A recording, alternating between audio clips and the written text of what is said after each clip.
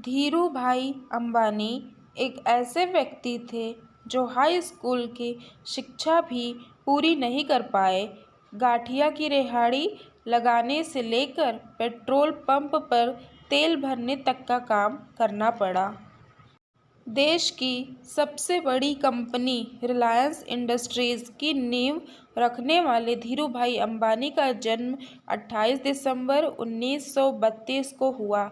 बाद में उन्होंने अपनी मेहनत और लगन से ऐसा मुकाम हासिल किया कि 62,000 करोड़ रुपए की संपत्ति के मालिक बन गए। अपने दौर के कारोबारियों में धीरूभाई अंबानी सबसे बड़े खिलाड़ी थे, जो लाइसेंस राज जैसी परिस्थितियों में भी अपना काम करते थे।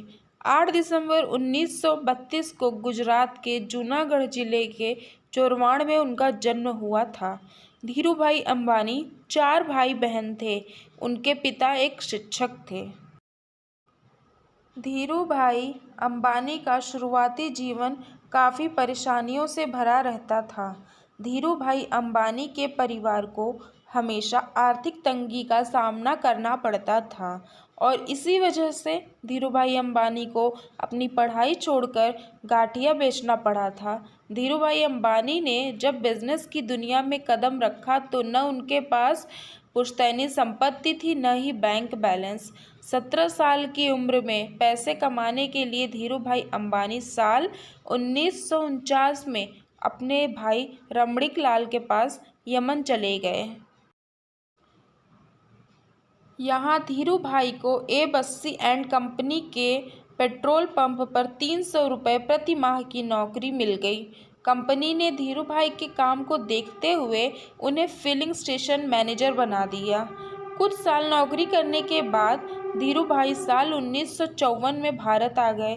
धीरूभाई अंबानी अपनी कारोबारी कुशलता की वजह से बाजार के बारे में काफ़ी जानकारी रखने लगे थे। धीरूभाई को यह समझ में आ गया था कि भारत में पॉलिएस्टर की मांग सबसे ज़्यादा है और विदेशों में भारतीय मसालों की। उन्होंने एक कंपनी रिलायंस कॉमर्स कॉरपोरेशन की शुरुआत की, जिसने भारत के मसाले विदेश में और विदेश का पॉलिएस्टर भारत में बेचने की शुरुआत कर दी। अपने ऑफिस के लिए धीरूभाई ने मुंबई में 350 वर्ग फुट का कमरा, एक मेज, 3 कुर्सी, 2 सहयोगी और एक टेलीफोन लिया था। धीरूभाई ने साल 1966 में गुजरात के अहमदाबाद में एक कपड़ा मिल की शुरुआत की, जिसका नाम रिलायंस टेक्सटाइल रखा। ये उनकी ज़िंदगी का सबसे निर्णायक मोड़ था। इसके बाद उन्होंने कभी पीछे मुड़कर नहीं देखा और आगे बढ़ते चले गए। धीरूभाई अंबानी जब एक कंपनी में काम कर रहे थे, तब वहां कर्मियों को चाय सिर्फ 25 पैसे में मिलती थी, लेकिन धीरूभाई पास के एक बड़े होटल में चाय पीने जाते थे, जहां चाय 1 रुपये की थी। उनसे जब इसका कारण पूछा गया तो उन्होंने बताया कि उससे बड़े होटल में बड़े बड़े व्यापारी आते हैं और बिजनेस के बारे में बातें करते हैं। मुंबई के मस्जिद बंदर के नरसिम्हा स्ट्रीट पर एक छोटे से दफ्तर से रिलायंस कमर्शियल कॉरपोरेशन की शुरुआत हुई। यहीं से रिलायंस इंडस्ट्रीज़ का जन्म हुआ। इस व्यापार में धीरूभाई का लक्ष्य मुनाफे पर ज़्यादा न ध्यान देते हुए ज़्यादा से ज़्यादा उत्पादों का निर्माण और उनकी बेहतर गुणवत्ता पर था।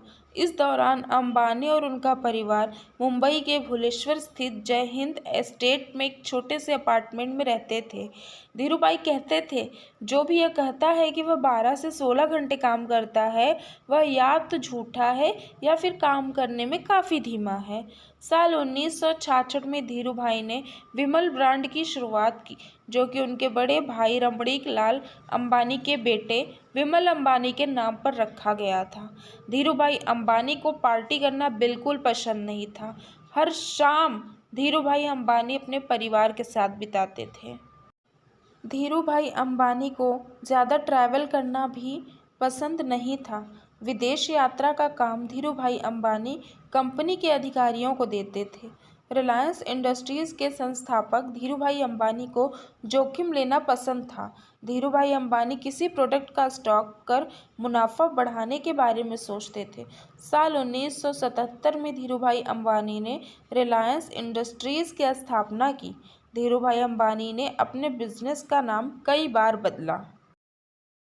Reliance commercial corporation, Reliance textile private limited और रिलायंस इंडस्ट्रीज लिमिटेड के रूप में 3 बार धीरूभाई अंबानी ने अपने कारोबार का नाम बदल दिया।